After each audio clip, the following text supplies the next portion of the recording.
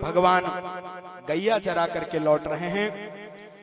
लौटते समय भगवान ने देखा कि पूरे के पूरे वृंदावन धाम में सबके घर अनेक भट्टियां लगी हुई हैं और खूब पकवान बन रहे हैं। भगवान ने पूछा, क्यों गोपी कहा बात है, इतने पकवान क्यों बन रहे हैं? बोले, कन्हैया देवता की पूजा है। कहा, देवता? हमसे बड़ा कौन देवता आ गया? बोले, कन्हैया हमें ना पता, बाबा नंद ने ही डोली पिटवा दी है, पूजन के लिए समय कम रह गया है, इसलिए 10-10 भट्टियां लगाई गई हैं, जा अपने बाबा से पूछना। भगवान सोचते सोचते और पहुंचे, जाके अपनी मैया से पूछा। मैया ने कहा, कन्हैया मोहे समय ना, तू जा अपने बाबा से पूछना। बाबा? बाबा किसकी पूजन की तैयारी हो रही है, किसकी पूजन में विलंब हो गया?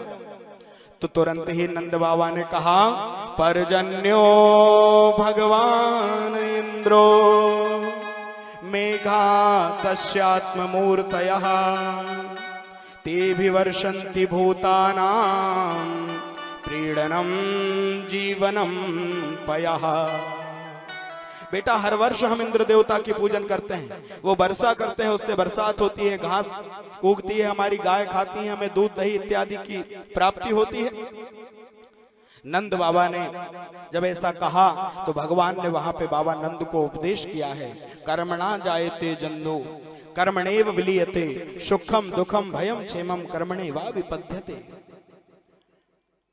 कर्म की आधारशिला भगवान ने वहां बताई और अपने बाबा को यह उपदेश किया कि बाबा, हमें इंद्र की नहीं, हमें प्रत्यक्ष देवता गिरिराज जी की पूजन करना चाहिए। और गिरिराज पूजन के माध्यम से मनुष्य मात्र को प्रकृति के संरक्षण का संदेश दिया भगवान ने कि महाराज, प्रकृति भी देवता है, इसका भी हमें पूजन करना चाहिए। वृक्ष लता इत्यादि पर्वतों का भगवान ने गोवर्धन पूजन के माध्यम से ब्रजवासियों को लेकर के चले हैं। बहुत विस्तार नहीं कर पाएंगे, इसलिए सीधे आपको लेकर के चल रहे हैं उत्सव की ओर। सारे ब्रजवासियों को एकत्रित किया।